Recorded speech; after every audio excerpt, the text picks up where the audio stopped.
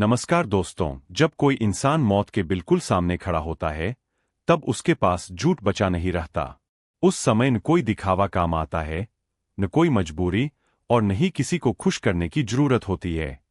मौत के सामने खड़ा इंसान या तो पूरी तरह टूट जाता है या फिर पूरी ईमानदारी के साथ सच बोलता है। भगत सिंह ने सच बोलना चुना। वह समय भारत के लिए बेहद अंधकारमय था। देश गुलामी की जंजीरों में जकड़ा हुआ था और अंग्रेजी हुकूमत हर उस आवाज को कुचल देना चाहती थी जो आजादी की बात करती थी। भगत सिंह उस आवाज का नाम थे जिसे चुप कराना अंग्रेजों के लिए जरूरी हो चुका था। उन्हें जेल में डाल दिया गया, मुकदमा चला और अंत में फांसी तय कर दी गई। जेल की वह कोठरी, मोटी दीवारें, एक छोटी सी खिड़की और बाहर की दुनिया से पूरी तरह कटे हुए भगत सिंह, उन्हें यह भली भांति पता था कि अब वापसी नहीं है। मौत सामने खड़ी थी। और ठीक उसी समय, जब ज्यादातर इंसान टूट जाते हैं, लोग उनके पास सलाह लेकर आने लगे। कुछ लोग सहानुभूति दिखा रहे थे, कुछ चिंता जता रहे थे और कुछ उन्हें आखिरी रास्ता सुझा रहे थे। सबका कहना लगभग एक जैसा था, भगत सिंह, अब भगवान को मान लो, ईश्वर से प्रार्थना कर लो, शायद कोई चमत्कार हो जाए। कम से कम मरते वक्त तो भगवान को याद कर लो। यह सलाह दुश्मनों की नहीं थी, यह उन लोगों की थी जो उन्हें बचाना चाहते थे। लेकिन इसी सलाह ने एक ऐसे लेख को जन्म दिया जिसने आने वाली पीढ़ियों की सोच को झकझोर दिया। मैं नास्तिक क्यों हूं, कोई गुस्से में लिखा गया लेख नहीं है। यह किसी धर्म के खिलाफ युद्ध की घोषणा भी नहीं है। यह एक ऐसे इंसान की ईमानदार स्वीकारोक्ति है जो जानता है कि उसके पास खोने के लिए अब कुछ नहीं बचा। भगत सिंह यह लेख इसलिए नहीं लिखते कि लोगों को नास्तिक बनाया जाए। वे यह इसलिए लिखते हैं क्योंकि वे मरते समय झूठ नहीं बोलना चाहते थे। वे वह नहीं कहना चाहते थे जिस पर उन्हें खुद विश्वास नहीं था। उनके लिए यह सवाल सिर्फ ईश्वर का नहीं था, यह सवाल आत्मसम्मान का था। अगर वे सिर्फ अपनी जान बचाने की उम्मीद में भगवान को मान लेते, तो यह उनकी पूरी जिंदगी की सोच का अपमान होता। वह क्रांति, वह विचारधारा, वह तर्क, सब कुछ खोखला हो जाता। इसलिए उन्होंने तय किया कि वे वही कहेंगे जो वे सच में सोचते हैं। यह समझना जरूरी है कि भगत सिंह शुरू से नास्तिक नहीं थे। उनका बचपन धार्मिक वातावरण में बीता था। उन्होंने पूजा देखी, परंपराएं देखीं, ईश्वर की कहानियां सुनी। लेकिन जैसे जैसे उन्होंने दुनिया को पढ़ा, समाज को समझा और इतिहास को देखा, उनके भीतर सवाल उठने लगे। ये सवाल साधारण नहीं थे। अगर ईश्वर है, तो यह दुनिया इतनी असमान क्यों है? अगर कोई सर्वशक्तिमान शक्ति है, तो अत्याचार क्यों होता है? और अगर सब कुछ ईश्वर की इच्छा से होता है, तो इंसान की जिम्मेदारी कहाँ जाती है? भगत सिंह इन सवालों से भागे नहीं। उन्होंने इन्हें दबाया नहीं। उन्होंने इन्हें पूरी ईमानदारी से सोचा और यही ईमानदारी इस लेख की असली ताकत है। लोगों ने भगत सिंह पर आरोप लगाए। कहा गया कि उन्हें अपने ज्ञान का घमंड है। कहा गया कि वे खुद को बहुत बड़ा समझते हैं, इसलिए ईश्वर को नहीं मानते। भगत सिंह इन आरोपों से नाराज नहीं होते। वे इन्हें तर्क के साथ देखते हैं। वे लिखते हैं कि अगर उनमें सच में अहंकार होता, तो वे मौत के डर से भगवान को मान लेते। क्योंकि मौत के सामने खड़ा इंसान सबसे पहले अपने विश्वास बदलता है। लेकिन उन्होंने ऐसा नहीं किया क्योंकि उनके लिए सच डर से बड़ा था। यह लेख उस मानसिक अवस्था में लिखा गया है जहां कोई पुरस्कार नहीं होता, कोई भविष्य नहीं होता और कोई वाहवाही नहीं होती। सिर्फ एक कागज, एक कलम और एक साफ दिमाग होता है। इसलिए इसमें कोई बनावट नहीं है, कोई नाटक नहीं है और कोई भावुक अपील नहीं है। यह लेख यह साबित करने की कोशिश नहीं करता कि ईश्वर है या नहीं। यह सिर्फ यह बताता है कि भगत सिंह अपनी समझ, अनुभव और तर्क के आधार पर ईश्वर को स्वीकार नहीं कर पाए और वे इस बात की पूरी जिम्मेदारी लेते हैं। मैं नास्तिक क्यों हूं, दरअसल दिमाग की आजादी की बात करता है। यह उस आजादी की बात करता है जिसमें इंसान को सवाल पूछने की इजाजत हो, सोचने की छूट हो और अपने जवाब खुद चुनने का हक हो। यह लेख एक इंसान का अपने आप से किया गया वादा है कि चाहे मौत सामने क्यों न हो, वह सच से समझौता नहीं करेगा। ईमानदारी कोई अचानक पैदा होने वाली चीज नहीं होती। यह किसी एक दिन, किसी एक फैसले या किसी एक घटना का नतीजा नहीं होती। यह धीरे धीरे बनती है, सोचते हुए, पढ़ते हुए, सवाल करते हुए। भगत सिंह की सोच भी ऐसे ही बनी थी। वे ऐसे इंसान नहीं थे जिन्होंने एक सुबह उठकर तय कर लिया हो कि अब ईश्वर को नहीं मानना है। उनकी नास्तिकता किसी गुस्से का परिणाम नहीं थी, बल्कि लगातार चलती हुई बौद्धिक यात्रा का हिस्सा थी। एक ऐसी यात्रा जिसमें हर सवाल के साथ उनकी समझ और गहरी होती गई। उनका बचपन धार्मिक माहौल में बीता था। परिवार, समाज और परिवेश, सब कुछ ईश्वर को केंद्र में रखकर चलता था। प्रार्थनाएं थीं, परंपराएं थीं, और यह विश्वास भी था कि कोई अदृश्य शक्ति है जो सब कुछ नियंत्रित करती है। उस दौर में भगत सिंह भी बाकी बच्चों की तरह यही मानते थे। लेकिन जैसे जैसे उम्र बढ़ी, किताबें बदलीं, कहानियों की जगह इतिहास ने ली और आस्थाओं की जगह तर्क ने। उन्होंने केवल भारत का इतिहास नहीं पढ़ा, बल्कि दुनिया को पढ़ा। उन्होंने देखा कि सत्ता कैसे काम करती है, धर्म कैसे राजनीति से जुड़ता है, और इंसान कैसे डर के सहारे नियंत्रित किया जाता है। यहीं से उनके भीतर पहला असहज सवाल पैदा हुआ। अगर इंसान खुद अपने हालात बनाता है, तो फिर सब कुछ ईश्वर पर छोड़ देने की जरूरत क्यों पड़ती है? भगत सिंह ने केवल सवाल नहीं पूछे, उन्होंने जवाब भी खोजे। वे किताबों में गए, विचारधाराओं में गए, और उन दार्शनिकों तक पहुंचे जिन्होंने ईश्वर, समाज और इंसान तीनों पर खुलकर बात की थी। मार्क्स, लेनिन और दूसरे विचारकों को पढ़ते हुए उन्हें यह समझ आने लगा कि दुनिया किसी चमत्कार से नहीं चलती, बल्कि व्यवस्था और शक्ति संतुलन से चलती है। उन्होंने देखा कि जहां जहां शोषण है, वहां अक्सर धर्म को ढाल बना लिया जाता है। गरीब को समझाया जाता है कि उसका दुख ईश्वर की इच्छा है, और अमीर को यह भरोसा दिलाया जाता है कि उसकी संपत्ति ईश्वर का आशीर्वाद है। यह विचार भगत सिंह को भीतर से असहज करता था। उनके लिए यह सवाल अब व्यक्तिगत नहीं रहा, यह सामाजिक हो चुका था। अगर लोग अपने दुख को ईश्वर की मर्जी मानकर स्वीकार कर लेंगे, तो बदलाव की जरूरत ही क्यों महसूस करेंगे? अगर हर अन्याय को भाग्य कह दिया जाएगा, तो क्रांति की जगह कहाँ बचेगी? भगत सिंह के लिए क्रांति केवल सत्ता बदलने का नाम नहीं थी। उनके लिए क्रांति उस सोच को बदलने का नाम थी जो इंसान को कमजोर बनाती है। और उन्हें साफ दिखने लगा था कि अंधी आस्था कई बार इंसान को सवाल करने से रोक देती है। यही वह मोड़ था जहां विश्वास और तर्क आमने सामने खड़े थे, और भगत सिंह ने तर्क का हाथ थाम लिया। यहां एक बात बहुत साफ है, भगत सिंह ईश्वर से लड़ नहीं रहे थे। वे धर्म को गाली नहीं दे रहे थे। वे बस यह कह रहे थे कि किसी भी विचार को बिना समझे स्वीकार करना इंसान की सबसे बड़ी कमजोरी है। उनके लिए सोचने की आजादी किसी भी पूजा से बड़ी थी। उन्होंने महसूस किया कि डर इंसान को सबसे ज्यादा नियंत्रित करता है। मौत का डर, पाप का डर, और ईश्वर के क्रोध का डर। और जब इंसान डरता है, तब वह सवाल नहीं करता। वह मान लेता है, सह लेता है, और चुप रह जाता है। भगत सिंह ऐसा इंसान नहीं बनना चाहते थे। उनकी नास्तिकता दरअसल साहस की मांग करती थी। यह आसान रास्ता नहीं था। उस दौर में ईश्वर को न मानना समाज से टकराने जैसा था। फिर भी उन्होंने वही चुना जो उन्हें सच्चा लगा। धीरे धीरे यह साफ हो गया कि उनके लिए ईश्वर का प्रश्न विश्वास का नहीं बल्कि ईमानदारी का प्रश्न है।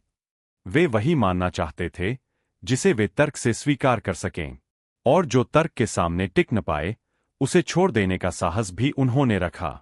यही वजह है कि जब मौत सामने आई, तो उनका मन डगमगाया नहीं, क्योंकि उनकी सोच उस दिन की उपज नहीं थी। वह वर्षों की यात्रा का परिणाम थी, एक ऐसी यात्रा जो उन्हें उस बिंदु तक ले आई थी जहां सच के अलावा कोई सहारा जरूरी नहीं था। जब कोई इंसान अपनी सोच को तर्क के सहारे खड़ा करता है, तो सबसे पहले उस पर सवाल उठाए जाते हैं। भगत सिंह के साथ भी यही हुआ। उनकी सोच को समझने के बजाय लोगों ने उसे एक शब्द में समेटने की कोशिश की, अहंकार। कहा गया कि वे अपने ज्ञान पर घमंड करते हैं। कहा गया कि उन्हें लगता है वे दूसरों से ज्यादा समझदार है, और इसी घमंड ने उन्हें ईश्वर से दूर कर दिया। भगत सिंह इस आरोप को हल्के में नहीं लेते। वे इसे गंभीरता से देखते हैं, क्योंकि यह सवाल उनकी सोच की जड़ तक जाता है। वे खुद से पूछते हैं, क्या सच में नास्तिकता अहंकार से पैदा होती है? उनका जवाब सीधा और असहज करने वाला है। अगर उनमें अहंकार होता तो वे सबसे आसान रास्ता चुनते। मौत के सामने खड़ा इंसान सबसे पहले अपने विश्वास बदलता है। वह किसी भी सहारे को पकड़ लेता है, चाहे वह सहारा सच्चा हो या नहीं। अगर वे चाहते तो ईश्वर को मान लेने में उन्हें एक पल भी नहीं लगता। लेकिन उन्होंने ऐसा नहीं किया, क्योंकि उनके लिए अहंकार का मतलब खुद को झूठी तसल्ली देना नहीं था।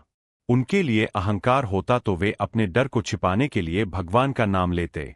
लेकिन उन्होंने डर को स्वीकार किया और फिर भी सच से पीछे नहीं हटे। यहीं पर उनकी सोच आम सोच से अलग दिखाई देती है। जहां ज्यादातर लोग विश्वास को सहारा मानते हैं, वहां भगत सिंह ईमानदारी को सहारा मानते हैं।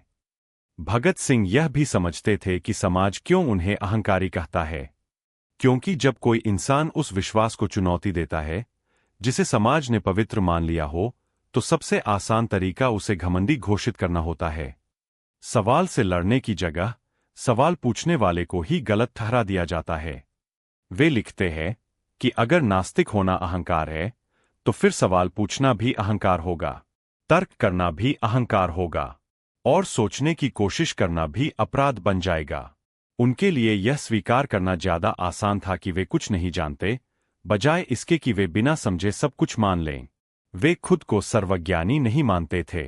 वे बस इतना कहते थे कि जो बात उनकी समझ से बाहर है, उसे वे ईमानदारी से स्वीकार नहीं कर सकते। यहां भगत सिंह एक बहुत गहरी बात कहते हैं। आस्था अक्सर डर से पैदा होती है और नास्तिकता अक्सर साहस से। डर इस बात का कि अगर ईश्वर को नहीं माना तो कहीं कुछ बुरा न हो जाए, और साहस इस बात का कि अगर ईश्वर है भी तो भी झूठा विश्वास न अपनाया जाए। उनके लिए यह चुनाव आसान नहीं था, लेकिन साफ था। वे अपने डर के सहारे नहीं जीना चाहते थे। भगत सिंह की यह सोच केवल निजी नहीं थी, यह उनके पूरे जीवन दर्शन से जुड़ी हुई थी। वे मानते थे कि इंसान को अपने कर्मों की जिम्मेदारी खुद उठानी चाहिए। अगर हर गलती, हर अन्याय और हर दुख को ईश्वर पर डाल दिया जाएगा, तो इंसान खुद को कभी जिम्मेदार नहीं मानेगा। उनकी नज़र में अहंकार यह मानना नहीं था कि मैं सबसे बड़ा हूं, बल्कि यह मानना था कि कोई और मेरी जिम्मेदारी उठाएगा, और वे यह बोझ किसी काल्पनिक शक्ति पर डालना नहीं चाहते थे। इसीलिए जब लोग उन्हें कहते थे कि मरते समय तो भगवान को मान लो, तब भी उनका जवाब नहीं बदला, क्योंकि वह जवाब किसी बहस का नतीजा नहीं था। वह उनके पूरे जीवन की सोच का सार था।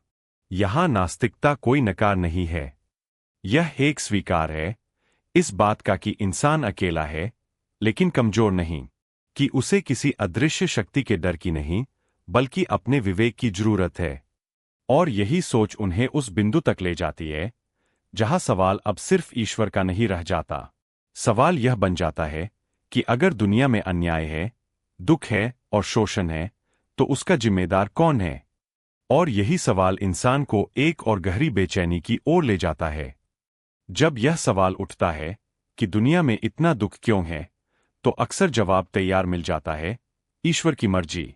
यही जवाब भगत सिंह को सबसे ज्यादा बेचैन करता था, क्योंकि यह जवाब इंसान को राहत नहीं, बल्कि बेबसी देता है। यह उसे सोचने से रोक देता है। उन्होंने दुनिया को देखा था। उन्होंने भूख देखी थी, गरीबी देखी थी, और वह अत्याचार भी देखा था जो ताकतवर कमजोर पर करता है। उन्होंने देखा कि मेहनत करने वाला इंसान खाली हाथ रहता है और शोषण करने वाला सम्मान पाता है। और हर बार जब कोई सवाल उठता तो उसे एक ही वाक्य में दबा दिया जाता, ईश्वर की इच्छा। भगत सिंह इस बात को स्वीकार नहीं कर पाते थे। अगर ईश्वर सर्वशक्तिमान है, तो वह यह सब रोक क्यों नहीं देता? अगर वह रोक सकता है और फिर भी नहीं रोकता, तो फिर इंसान उससे न्याय की उम्मीद क्यों करे? और अगर वह रोक ही नहीं सकता, तो फिर उसे सर्वशक्तिमान क्यों कहा जाए? ये सवाल किसी नफरत से नहीं, बल्कि तर्क से पैदा हुए थे। भगत सिंह को यह समझ नहीं आता था कि एक ऐसी शक्ति जो सब कुछ कर सकती है, वह मासूमों के दुख को क्यों देखती रहती है? और अगर वह नहीं देखती, तो फिर वह कैसी शक्ति है? यहां उनकी नास्तिकता और साफ हो जाती है। यह किसी ईश्वर के खिलाफ विद्रोह नहीं है, बल्कि एक ऐसे विचार को स्वीकार न कर पाने की ईमानदार स्वीकारोक्ति है, जो तर्क के सामने टिक नहीं पाता। भगत सिंह यह भी समझते थे कि लोग ईश्वर में विश्वास क्यों करते हैं, क्योंकि दुख में इंसान को सहारे की जरूरत होती है। जब हालात इंसान के बस से बाहर लगने लगते हैं, तब वह किसी बड़ी शक्ति की कल्पना करता है। यह कल्पना उसे थोड़ी राहत देती है, थोड़ी उम्मीद देती है। लेकिन भगत सिंह को यह राहत अधूरी लगती थी। उनके लिए यह राहत इंसान को कमजोर बनाती थी, क्योंकि जब इंसान मान लेता है कि सब कुछ ईश्वर के हाथ में है, तब वह अपने हाथ खोल देता है। वह अन्याय को सह लेता है और बदलाव की जिम्मेदारी किसी और पर डाल देता है। यहीं पर भगत सिंह का विचार सबसे ज्यादा चुभता है। वे कहते हैं कि अगर दुनिया में अन्याय है तो उसका कारण इंसान है, और अगर इंसान कारण है तो समाधान भी वही होना चाहिए। ईश्वर को बीच में लाकर इंसान अपनी जिम्मेदारी से बच नहीं सकता। उनकी नज़र में यह सोचना ज्यादा ईमानदार था कि दुनिया जैसी है वैसी इंसानों ने बनाई है। इसमें कोई अदृश्य शक्ति नहीं, बल्कि साफ दिखाई देने वाली व्यवस्थाएं काम कर रही है, सत्ता, लालच और डर। और अगर इंसान ने यह दुनिया बनाई है तो उसे बदल भी वही सकता है। यहीं से भगत सिंह का विचार एक और गहराई पकड़ लेता है। वे यह मानते हैं कि अगर इंसान को यह भरोसा दिला दिया जाए कि कोई और उसकी देखभाल कर रहा है, तो वह खुद मजबूत नहीं बनेगा। वह सवाल नहीं करेगा। वह इंतजार करेगा किसी चमत्कार का, किसी दैवी हस्तक्षेप का। लेकिन भगत सिंह इंतजार करने वालों में से नहीं थे। उनके लिए नास्तिकता किसी चीज को नकारना नहीं थी, बल्कि किसी और पर निर्भर होने से इनकार करना था। यह मानना कि इंसान अकेला है, लेकिन असहाय नहीं, कि उसे अपने फैसलों, अपने कर्मों और अपने संघर्ष की जिम्मेदारी खुद उठानी होगी। इस सोच में डर भी था, लेकिन उसी डर के साथ साहस भी था, क्योंकि जब इंसान यह मान लेता है कि उसे बचाने कोई नहीं आने वाला, तब वह खुद खड़ा होता है।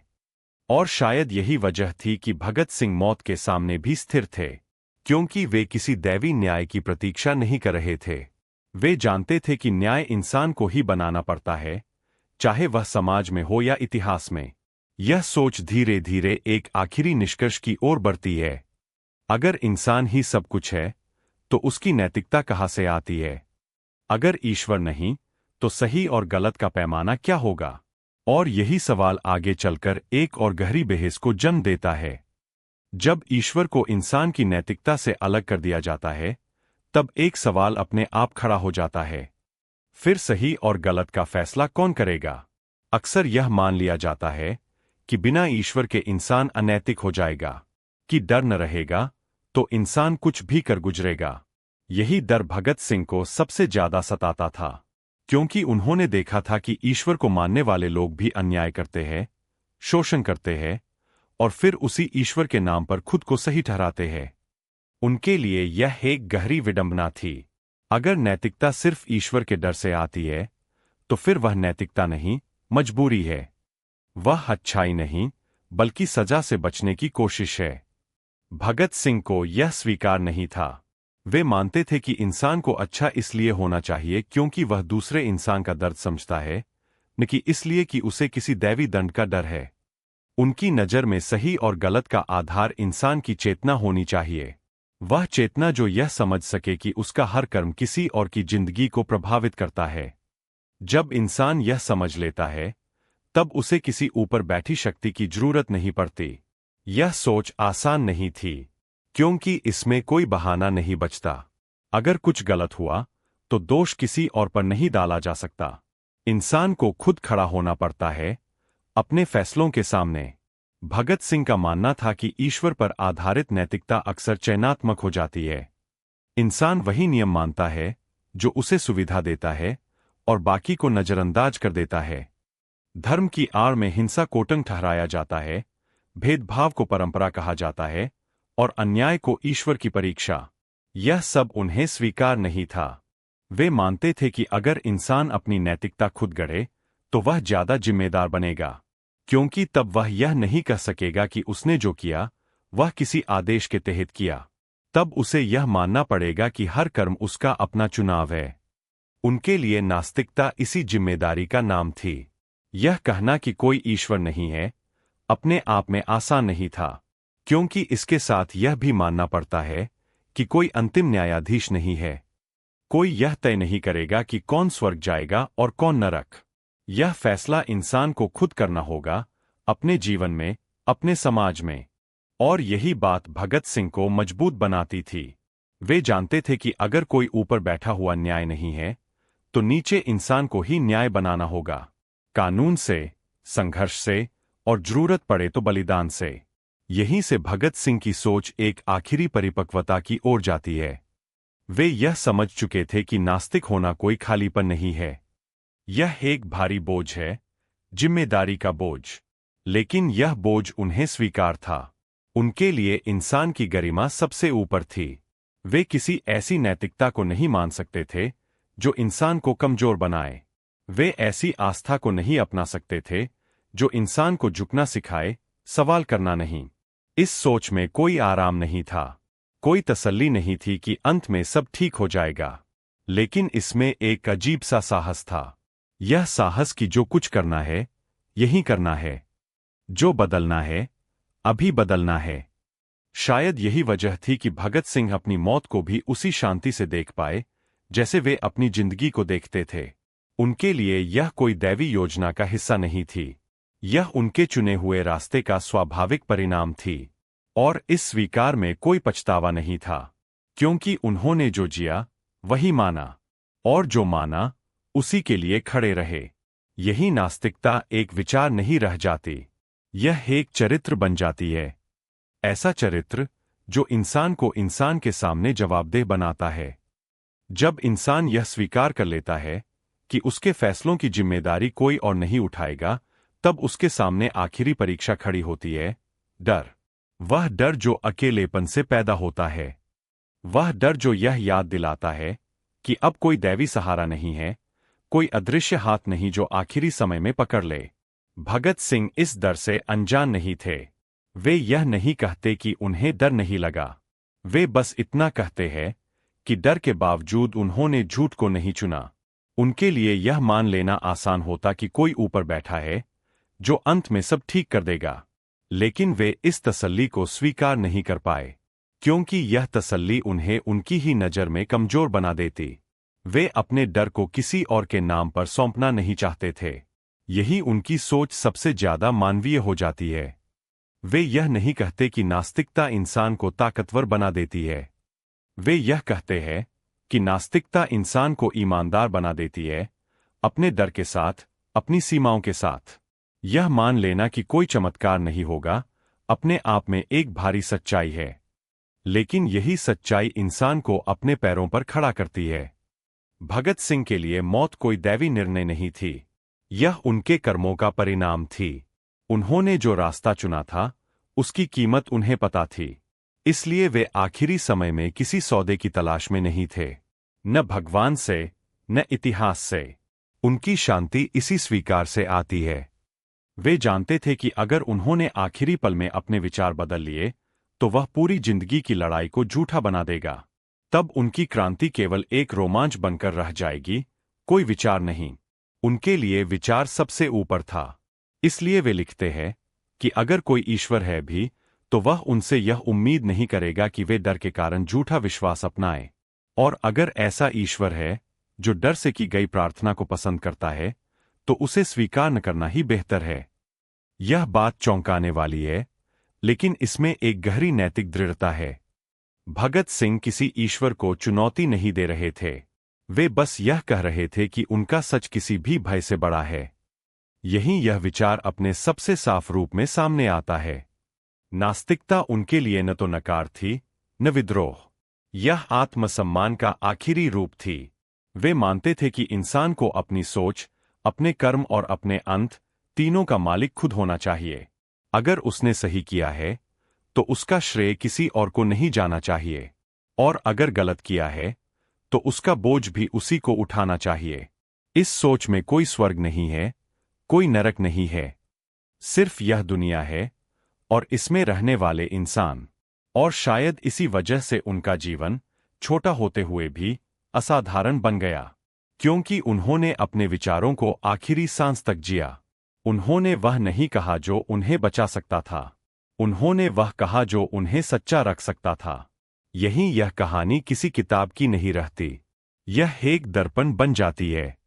एक ऐसा दर्पण जिसमें हर इंसान को खुद से यह पूछना पड़ता है, अगर सब कुछ छिन जाए, अगर कोई सहारा न बचे, तो क्या मैं भी अपने सच के साथ खड़ा रह पाऊंगा? जब किसी इंसान की सोच इतनी साफ हो जाती है कि वह अपने अंत से भी समझौता नहीं करता, तब उसका जीवन सिर्फ इतिहास नहीं रहता, वह चेतावनी बन जाता है। भगत सिंह की नास्तिकता भी ऐसी ही चेतावनी है, उन लोगों के लिए जो सोचने से डरते हैं और उन लोगों के लिए भी जो बिना सोचे मान लेते हैं। उन्होंने कभी यह दावा नहीं किया कि उनका रास्ता सबके लिए सही है। वे बस इतना कहते हैं कि हर इंसान को अपना रास्ता खुद ढूंढने का हक है। उनका विरोध ईश्वर से नहीं था, उनका विरोध उस आदत से था जिसमें इंसान अपनी जिम्मेदारी किसी और पर डाल देता है। भगत सिंह जानते थे कि विश्वास इंसान को सुकून देता है, लेकिन वे यह भी जानते थे कि वही सुकून कई बार इंसान को जकड़ लेता है। जब इंसान यह मान लेता है कि सब कुछ पहले से तय है, तब वह लड़ना छोड़ देता है। और भगत सिंह लड़ाई छोड़ने वालों में से नहीं थे। उनकी पूरी सोच का केंद्र इंसान था, उसकी चेतना, उसका विवेक और उसकी हिम्मत। वे मानते थे कि अगर इंसान को उसकी ताकत का एहसास करा दिया जाए, तो उसे किसी दैवी सहारे की जरूरत नहीं पड़ेगी। वह अपने दुख का कारण भी समझेगा और समाधान की दिशा भी तय करेगा। यही वजह है कि उनकी नास्तिकता ठंडी और खाली नहीं लगती। उसमें करुणा है, जिम्मेदारी है और एक अजीब सा साहस है। वह साहस जो यह कहने की हिम्मत रखता है, अगर कोई ईश्वर नहीं है, तो भी इंसान को इंसान के प्रति ईमानदार होना ही होगा। और शायद यही बात सबसे ज्यादा चुभती है, क्योंकि यह सोच इंसान को अकेला छोड़ देती है, लेकिन कमजोर नहीं। यह उसे डराती नहीं, बल्कि जगाती है। यह कहती है कि अगर दुनिया में अंधेरा है, तो दिया भी इंसान को ही जलाना होगा। यही भगत सिंह की आवाज सिर्फ अतीत की नहीं रहती, वह आज के इंसान से सीधा सवाल करती है। किसी विचार की असली परीक्षा तब होती है जब वह सिर्फ किताबों में नहीं, जिंदगी में भी उतरता है। भगत सिंह की सोच भी ऐसी ही थी। उन्होंने जो माना, उसे जिया, और जो जिया, उसके लिए कीमत चुकाने से पीछे नहीं हटे। उनके लिए नास्तिकता कोई बौद्धिक खेल नहीं थी, यह उनके रोजमर्रा के फैसलों में दिखाई देती थी, डर से इनकार में, सुविधा को ठुकराने में और सच के साथ खड़े रहने में।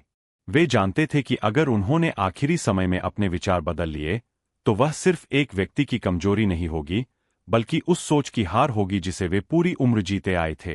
वे यह भी समझते थे कि हर इंसान उनके जैसा नहीं हो सकता, हर कोई वही साहस नहीं जुटा सकता। इसलिए वे किसी पर अपनी सोच थोपते नहीं। वे बस यह चाहते थे कि इंसान आंख बंद करके माने नहीं, चाहे वह ईश्वर हो, व्यवस्था हो या कोई परंपरा। उनकी नज़र में सबसे खतरनाक चीज नास्तिकता नहीं थी, बल्कि वह आस्था थी जो सवाल करने से रोक दे। क्योंकि जहां सवाल मर जाते हैं, वहां इंसान धीरे धीरे मरने लगता है, पहले भीतर से, फिर बाहर से। इसीलिए उनकी बात आज भी बेचैन करती है, क्योंकि यह हमें किसी आरामदायक विश्वास में नहीं सुलाती, यह हमें जगाती है। यह कहती है कि अगर तुम्हें लगता है कि कुछ गलत है, तो उसे बदलने की जिम्मेदारी तुम्हारी है। और शायद यही वजह है कि भगत सिंह का जीवन छोटा होते हुए भी अधूरा नहीं लगता। उन्होंने जो कहा, उसे जिया, और जो जिया, उसी के साथ दुनिया से विदा हो गए। यहीं यह विचार किसी व्यक्ति की कहानी नहीं रहता, यह एक चुनौती बन जाता है, हर उस इंसान के लिए जो सच के साथ जीने का साहस रखना चाहता है। आखिर में कोई निष्कर्ष नहीं बचता, सिर्फ एक ईमानदार खामोशी रह जाती है। भगत सिंह की सोच भी वहीं आकर ठहरती है। न कोई दावा, न कोई अंतिम सत्य, बस एक इंसान जो अपने विचारों के साथ आखिरी सांस तक खड़ा रहा। उन्होंने कभी यह नहीं कहा कि उनकी नास्तिकता दुनिया को बचा लेगी। वे बस इतना जानते थे कि झूठी तसल्ली इंसान को भीतर से खोखला कर देती है, और वे खोखले होकर जीने से बेहतर सच के साथ मर जाना ज्यादा सम्मानजनक मानते थे। उनकी पूरी जिंदगी इस एक बात की गवाही है कि आस्था हो या न हो, इंसान को अपने कर्मों से भागने का अधिकार नहीं है। अगर कोई ईश्वर नहीं है, तो भी इंसान को इंसान के सामने जवाबदेह होना ही पड़ेगा। और अगर कोई ईश्वर है, तो शायद वही इंसान ज्यादा ईमानदार होगा जो डर से नहीं, समझ से जीता है। यही वजह है कि उनकी आवाज आज भी जिंदा है। वह किसी मंदिर, मस्जिद या किताब में बंद नहीं है। वह हर उस सवाल में है जो हमें बेचैन करता है, हर उस क्षण में है जब हम आसान रास्ता छोड़कर सही रास्ता चुनते हैं। भगत सिंह का जीवन कोई उपदेश नहीं देता, वह बस एक संभावना दिखाता है कि इंसान चाहे तो बिना किसी दैवी सहारे के भी गरिमा के साथ जी सकता है, अपने विचारों का बोझ उठाकर, अपनी गलतियों की जिम्मेदारी लेकर और अपने सच के साथ। यहीं यह किताब खत्म नहीं होती, यहीं से असली सवाल शुरू होता है कि अगर सब कुछ तुम्हारे हाथ में हो तो तुम क्या चुनोगे, सुकून या सच। दोस्तों, यही था भगत सिंह का वह विचार संसार जो सवाल करता है, झकझोरता है और हमें सोचने पर मजबूर करता है। मैं नास्तिक क्यों हूं सिर्फ एक किताब नहीं है, यह एक बहादुर दिमाग की ईमानदार आवाज है जो अंधविश्वास से नहीं, तर्क से डरती नहीं। अगर इस विचार यात्रा में आपको कहीं भी सोचने का एक नया रास्ता मिला हो, अगर भगत सिंह के शब्दों ने आपको भीतर तक छुआ हो, तो इस वीडियो को लाइक जरूर करें। ऐसे ही गहरे, सच्चे और इतिहास से जुड़े विचार सुनते रहने के लिए चैनल को सब्सक्राइब करें और इस वीडियो को उन लोगों तक शेयर करें जो सिर्फ मानते नहीं, समझना भी चाहते हैं। मैं फिर मिलूंगा एक नई किताब, एक नए विचार और एक नई चर्चा के साथ। तब तक सोचते रहिए, सवाल करते रहिए, क्योंकि सवाल ही इंसान को जिंदा रखते हैं। धन्यवाद।